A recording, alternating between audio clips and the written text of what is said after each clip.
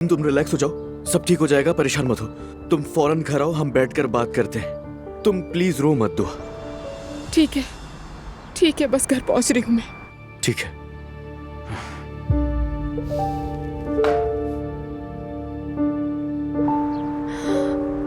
या अल्लाह मेरी मदद कर। दुआ को देख रही है मम्मी आप? एक फोन तक नहीं किया। इंसान माफी मांग ले कम से कम। अरे बेटा, वो अब तुमसे डर रही होगी। इसे डर कहते हैं? मतलब अजलान बगैर किसी खौफ के हमारे ही घर में बिला झिझक रह रहा है। डर रही होगी। तो क्या वो तलाक देगा? मम्मी, अदालत में कह देने से फौरन तलाक नहीं हो जाती। उरूज को देखा है ना, एकदम पागल औरत है वो। हाँ मैरी, कहाँ रह गई हो?